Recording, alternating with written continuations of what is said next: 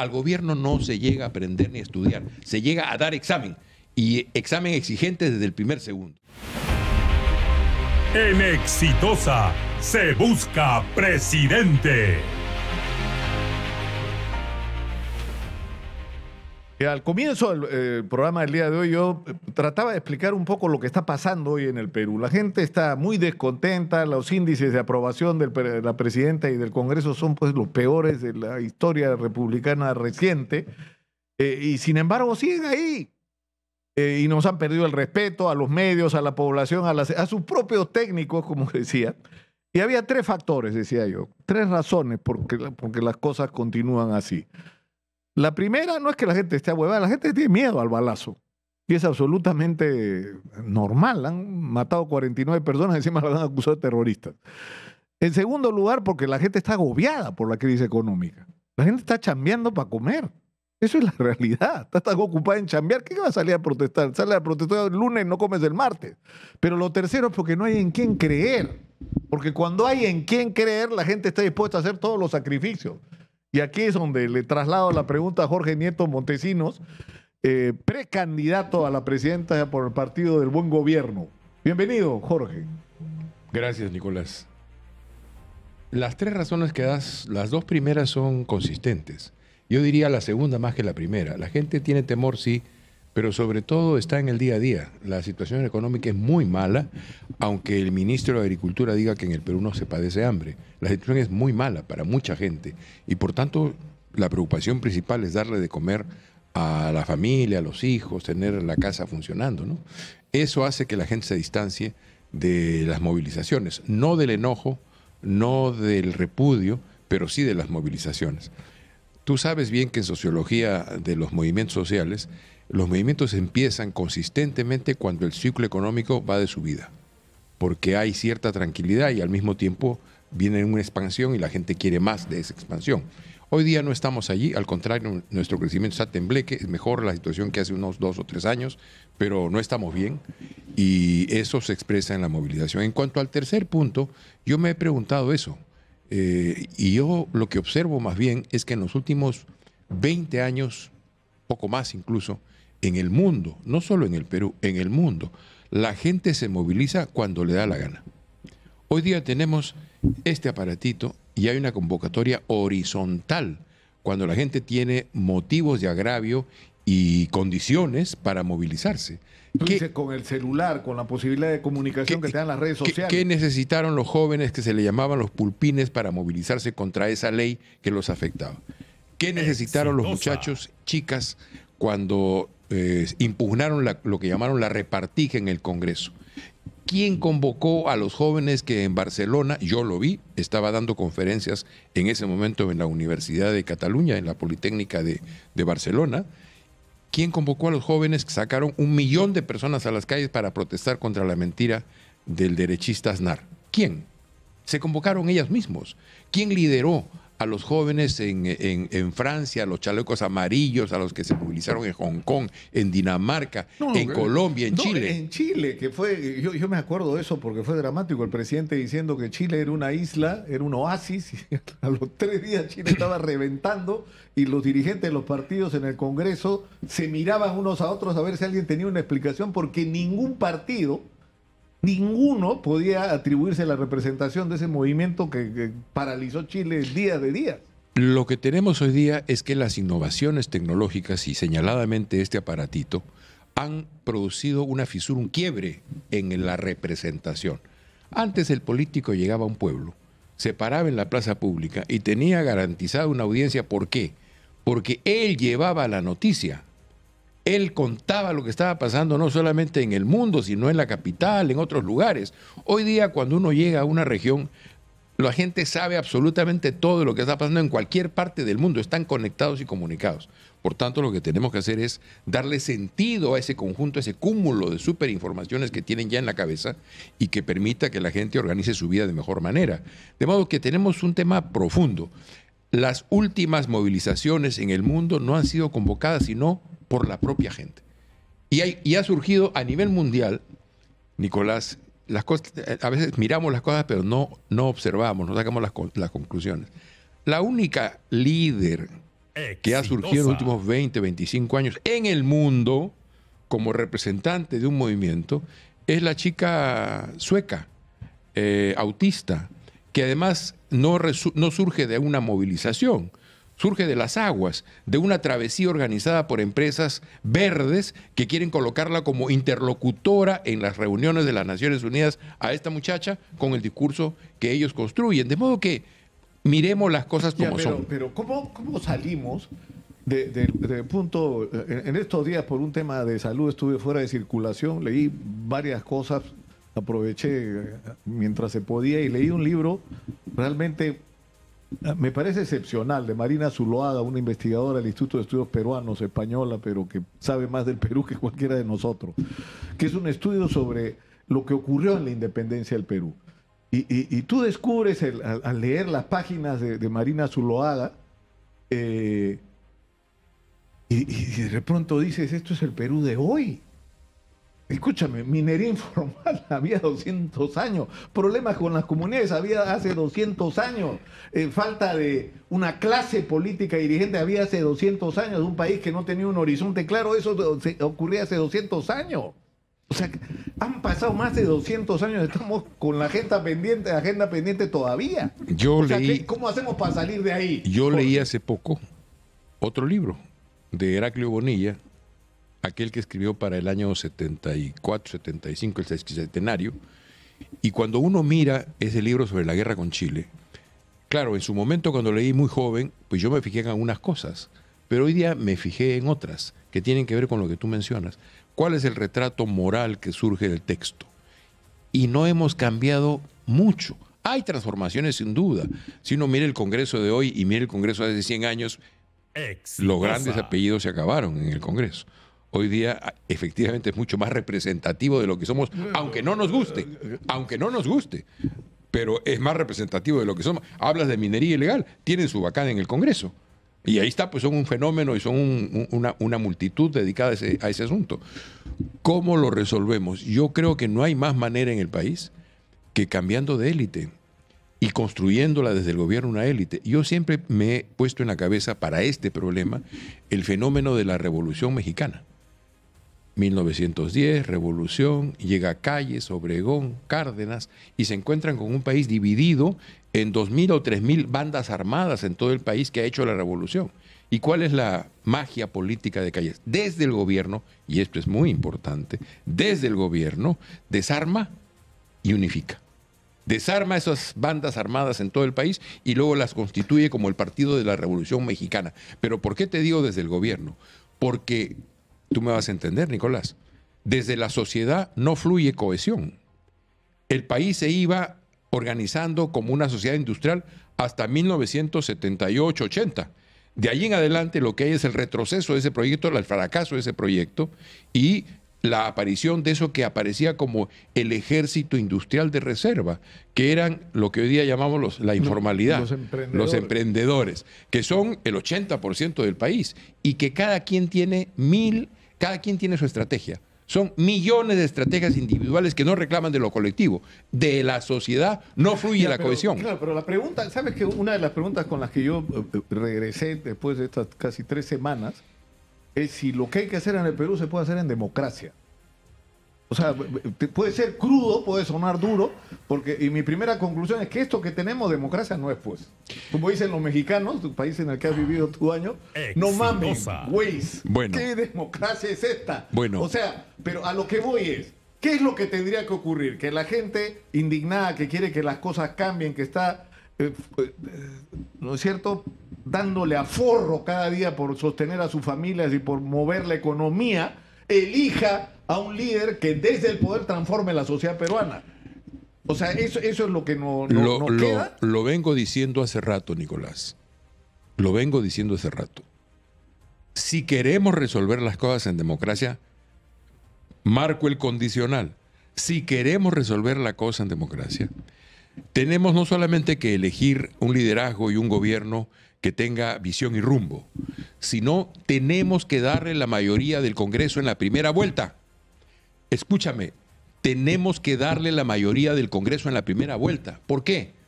Porque un gobierno como el que venga para resolver los problemas que tenemos por delante, para echar atrás todas las contrarreformas que han hecho en este Congreso con la anuencia de este gobierno, necesita ser un gobierno con poder. Y un gobierno con poder es un gobierno con mayoría en el Congreso. Cuando yo digo esto, la gente dice, este hombre está loco, si hay tal balcanización. Pero yo salgo a las regiones prácticamente todas las semanas y escucho muy bien. Tengo pocas virtudes, pero hay una que sí tengo. Escucho bien. Y lo que yo escucho en la gente son dos cosas. Una, la necesidad de que quien venga sea alguien que tenga capacidades para gestionar el Estado. Hemos venido de la experiencia del señor Castillo y estamos en la experiencia de la señora Boluarte. Y la gente, un campesino me dijo en el Cusco, en Pampapacta creo que se llamaba el sitio, señor, necesitamos en el gobierno alguien que sea como nosotros, pero no tanto, agregó. Lo que está diciendo es alguien que me exprese, que me represente, que sea como yo, pero que sepa. Claro, acuérdate que la discusión que había con respecto a Castillo, el comunismo, yo decía, está ahí grabado, ¿a qué comunismo? Castillo, usted es tan loco, comunismo, o sea, Castillo era de Perú Posible, era el partido de Alejandro Toledo, que se disolvió su comité el día que se disolvió el partido y que estaba paseándose de partido en partido a ver quién le daba un sitio. Eso era, y terminó, porque eso hay que reconocerlo, Vladimir Cerrón, una habilidad en algún momento puso a Belmont de candidato, ¿te acuerdas? En Lima, ¿no? Igualito se colgó el saco del profesor Castillo, ¿no es cierto?, para ver si le ligaba a tener una bancada en el Congreso y mira hasta dónde llegó. Pero el tema era, es decir, el riesgo de una persona que sea puramente representativa de lo que es la inmensa mayoría de peruanos, pero que no tiene capacidad de gestión, no tiene ideas, no tiene un proyecto nacional en la cabeza, simplemente termina en esto. Que vas a terminar es en esto. Termina en esto. Entonces, esa idea está muy fuerte en la cabeza de la gente. Yo tengo la esperanza, y trabajo sobre eso en todo caso, de que la elección del año, iba a decir 26, no estoy tan seguro que sea en el 26, pero la elección, cuando sea que sea, la gente va a exigir un poquito más de formación. Tú mencionaste el caso de Piñera en Chile y su sorpresa frente a las movilizaciones, pero además del tema que conversábamos, hay que sacar la consecuencia de esa experiencia y de la de Ecuador, para mencionar dos muy claras, en el sentido siguiente. Alguna gente piensa que como yo fui exitoso en lo que he hecho en mi vida durante toda la vida, pues voy a ser exitoso en la presidencia de la República. Pero Lasso y Piñera son el caso de dos empresarios que, medidos por chequera, tienen muchos más millones que muchos de los que están hoy día intentando estas aventuras en el Perú y que, sin embargo, fracasaron como políticos. Porque la política tiene servidumbres, tiene conocimientos. Exitosa. No es que yo llego pues y así ya aprendo en el camino. Así nos fue con el señor que decía de sí mismo que estaba aprendiendo. Al gobierno no se llega a aprender ni a estudiar, se llega a dar examen, y examen exigente desde el primer segundo. Por tanto, yo observo en la gente un balance de la situación de los últimos años, diciendo necesitamos alguien que sepa conducir el Estado. Esa es una. Y la otra, que esté en la cabeza de la gente, te voy a decir un nombre y con eso vas a entender todo. Bukele. La gente dice, ¿cómo Bukele? Es decir, ¿qué está diciendo? Está diciendo un ejecutivo que pueda actuar. Esa es la lectura adecuada. No está diciendo un hombre que produzca violaciones de derechos humanos, aunque haya sido eficaz y muy eficaz en materia de seguridad. Ya hoy día comienzan a aparecer los escándalos de corrupción en El Salvador. Pero lo que está en la cabeza de la gente es un ejecutivo que realmente pueda hacer, que tenga capacidad de acción y que pueda ejecutar. Pero eso depende de las cualidades del líder, ¿no es cierto? El líder tiene que no solamente tener clara la película de qué diablo... Mira, y esto es un ejemplo que a mí me parece hasta doloroso. Hablando con un amigo consultor chino, me decía, ¿sabes cuál es el problema, Lucas, del Perú? Que los chinos, o sea, ellos saben lo que quieren del Perú. Ellos quieren el mineral, ellos quieren, para sacar el mineral, necesitan energía, necesitan infraestructura, necesitan el puerto de Chancay, necesitan carreteras. Para sacar la soya de Brasil necesitan hacer un tren o utilizar la interoceánica conectada con un puerto en el sur. No sé, ellos saben lo que quieren del Perú. El problema con ustedes es que ustedes no saben lo que quieren. Uno. Y dos, que no hay interlocutores. Hoy día estás hablando con uno y en 3 meses ya no está. Y tienes razón. No sabemos lo que queremos y no tenemos una representación adecuada. Bueno, has mencionado otro tema que es fundamental.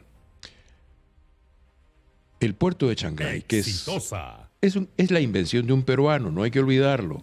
Es un marino el que elabora la idea Ribaudo. y que traza, digamos, una ruta. Claro, quien agarra la idea y la convierte en lo que hoy día es la estrategia china, ¿no? Esta de la ruta, de la seda y pero tal. no excluyas ahí a la gente de Volcan. No, Y a por gente que ha tenido un papel. lo incluyo en los porque peruanos. Ribaudo se da cuenta de esto, pero para esto se necesita billete y la gente de Volcan dice, me apunto. Lo incluyo en los me peruanos, apunto. pero mira el Y modelo. ahí está de Romaña, que es un tipo espectacular. Sí, ¿no es sí, cierto? sí, Que lo sigue- incluyo, que sigue ahí. O sea, es que es bien importante lo que tú acabas de decir. Es decir, el proyecto de Chancay, que es el proyecto probablemente más importante de las últimas décadas en el Perú, se originó por iniciativa, inteligencia y audacia de peruanos.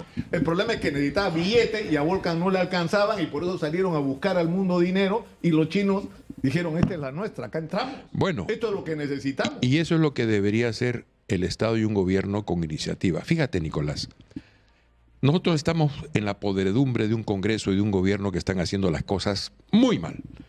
Todo es retroceso. Pero está el tema del puerto de Chancay, que es la asociación de una empresa nacional, una iniciativa de un marino peruano y un proyecto de un Estado, en este caso el chino, o sea, inversión pública y asociación privada, ¿no es cierto? Pero el CIMA ha hecho alianza ya con esta empresa coreana, surcoreana de fabricación de barcos, una empresa del Estado, nuestro en este caso el peruano, con una gran transnacional coreana.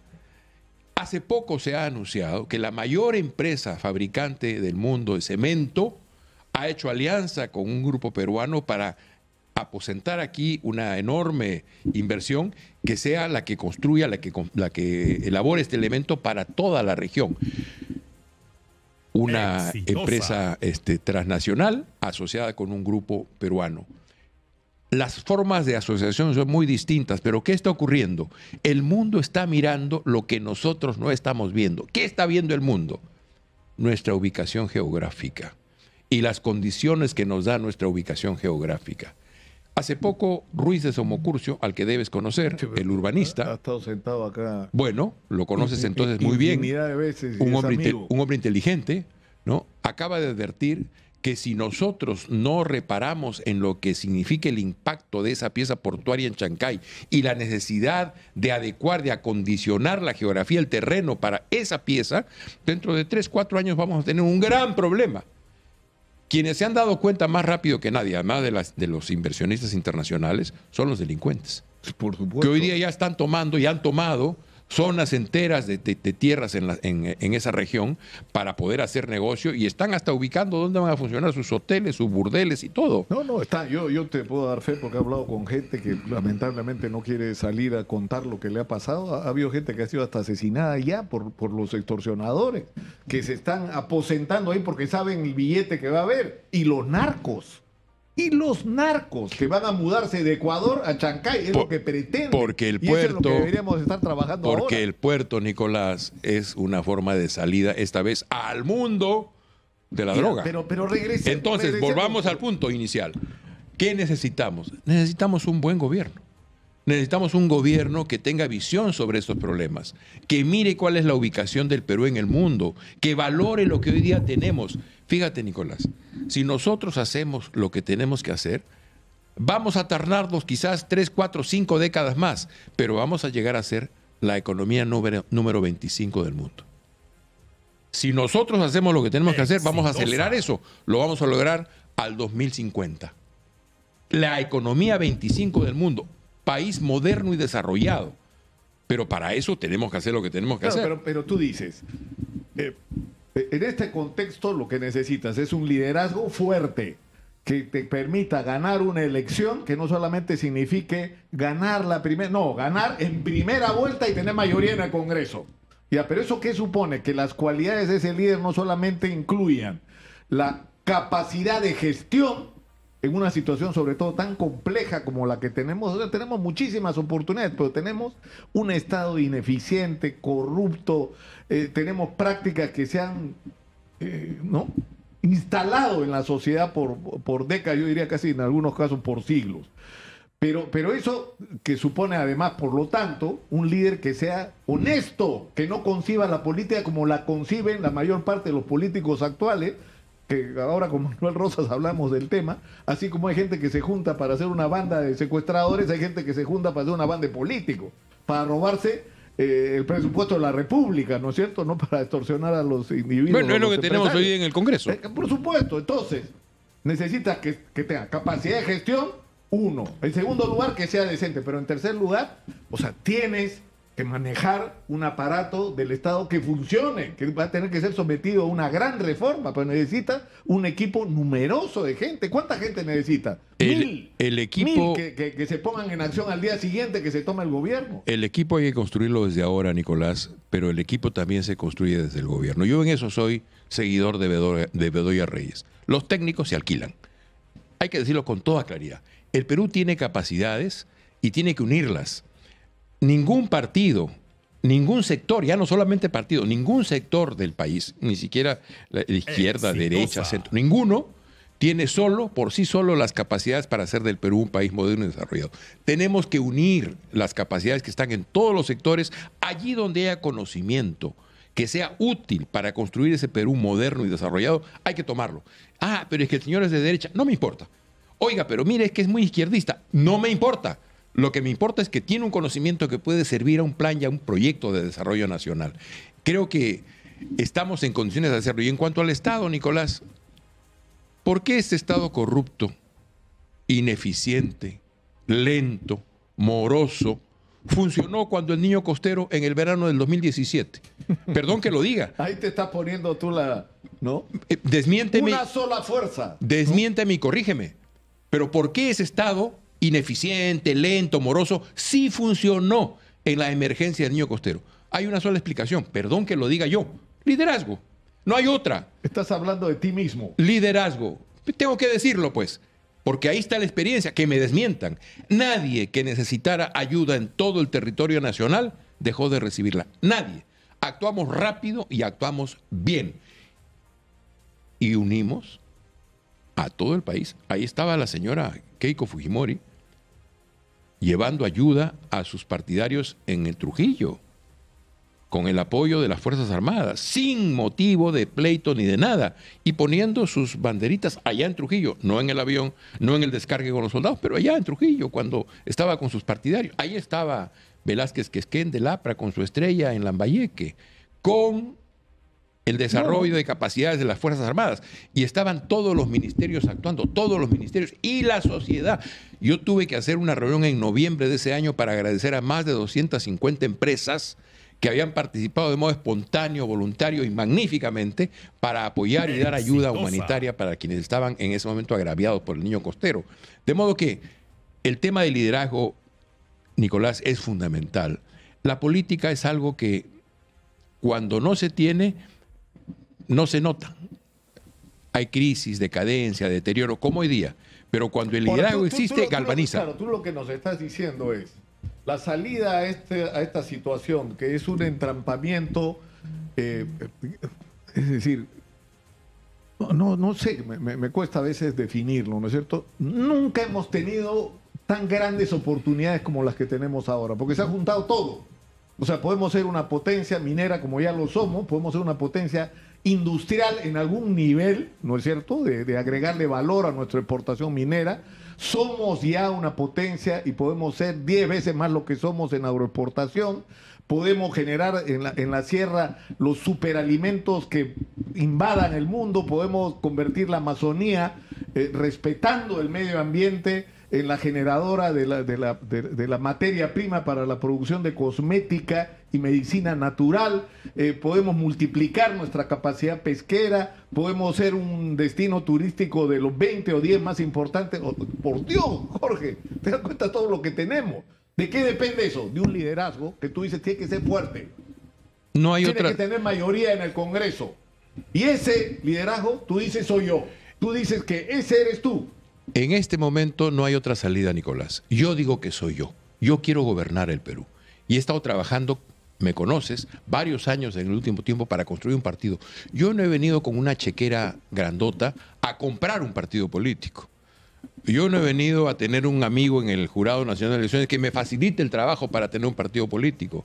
Yo no he encargado que otros lo hagan por si no resulta, y si resulta yo lo uso. Hay gente que ha contratado a empresas que forman comités y recogen firmas. Somos un partido que ha trabajado 3 años para su inscripción. Tenemos núcleos de dirigentes en todas las regiones del Perú, en todas.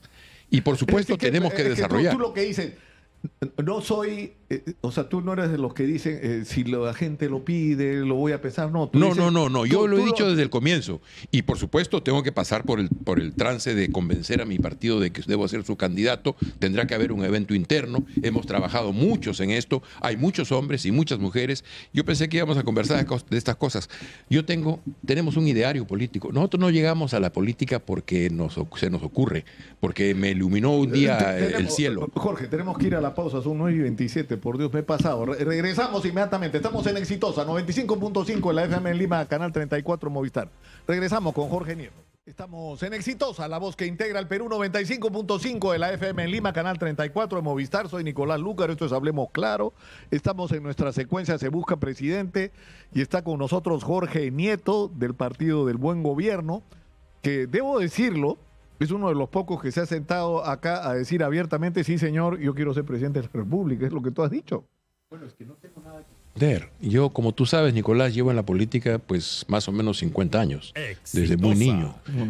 He tenido momentos en los cuales me he ido del país por razones económicas y de estudio, pero incluso fuera he seguido haciendo política. Yo estuve en Naciones Unidas, en la UNESCO, dirigía una unidad de gobernabilidad para la UNESCO, que era una forma de política internacional, y por esa vía conocí a mucha gente muy interesante. Pero el tema es que no podemos improvisar. Cuando tú vas al médico, ¿quién quieres que te atienda? ¿Uno que va a hacer su primera operación de cirugía contigo? ¿O quieres uno que tenga vasta experiencia en el tema y que por tanto sepa y conozca y te dé tranquilidad y confianza? Bueno, en la política tenemos que elegir exactamente lo mismo. Yo digo que yo puedo ser esa persona que conduzca al país a un cambio de rumbo y a realizar sus potencias. A lo mejor no soy yo, Nicolás, pero si elegimos bien los peruanos, a quien elijamos, tenemos que darle mayoría del Congreso en la primera vuelta, porque tenemos que entregarle poder para poder hacer las cosas que se tienen que hacer. Nosotros queremos esa tarea, esa responsabilidad, pero puede que la haga otro. Tengo dos preguntas bien puntuales. O sea, el sueño de algunos es que esto termine proyectando la polarización que nos hace tanto daño entre Keiko y Antauro. Con eso sueña Antauro y con eso sueña Keiko. ¿Qué piensas tú de eso? Yo creo que el Perú ha producido una maduración en su conciencia en estos años. Yo creo que quienes piensan eso van a salir totalmente desairados. Todos o la mayoría de comentaristas, Nicolás, creen que la elección que viene va a ser como la del 21. Un proceso de balcanización aún más profundo. Dicen, son 40 partidos, sí es verdad. Pero cuando uno mira los partidos, dice, a ver, ¿y candidatos cuántos son?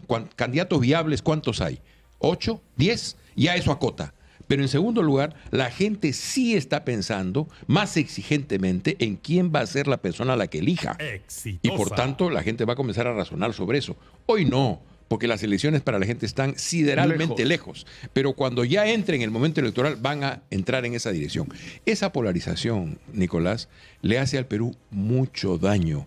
Mientras nosotros nos peleamos entre nosotros por sinfín de tonterías, otros están mirando las potencialidades del país. El Perú, por su ubicación geográfica en el subcontinente, comienza a ser un centro en materia geoeconómica. Y se está dando cuenta la China, se está dando cuenta la inversión coreana, la inversión suiza, se está dando cuenta los Estados Unidos que quiere tener un espacio en Piura para sus trabajos de la NASA y aeroespaciales. Todos se están dando cuenta, menos nosotros. Nosotros tenemos que tener un diseño para esta nueva situación y tenemos que ejecutarlo con energía y con carácter. Si no lo hacemos, Nicolás, vamos a terminar atravesados por las estrategias de otros y nosotros vamos a estar ahí para recibir migajas, cuando nosotros somos los dueños del enorme espacio que se llama Perú y que podemos poner en valor. Tenemos que terminar por hoy, Jorge. Te agradezco mucho por haber estado con con nosotros y sobre todo por tu sinceridad, ¿no? O sea, estás poniendo las cartas sobre la mesa, la gente te ha escuchado y la gente es la que va a decidir finalmente. Muchas gracias una vez más. Nuestro trabajo es ofrecer una oferta, una alternativa. Te digo que tenemos un ideario que te traía mi programa de gobierno que está aquí en borrador. Pero escúchame, de lo que hemos hablado es de lo que había que hablar, Jorge. Exactamente. De lo que había que hablar. Tenemos que salir de esta discusión estéril y tonta de los negociantes en el Congreso. Tenemos que expulsar a los mercaderes del templo de la política y tiene que regresar la política en serio al mando del país. Jorge Nieto Montesinos, precandidato a la presidencia del Partido del Buen Gobierno, ha estado con nosotros. Cerramos por hoy nuestra secuencia Se Busca Presidente. En Exitosa se busca presidente.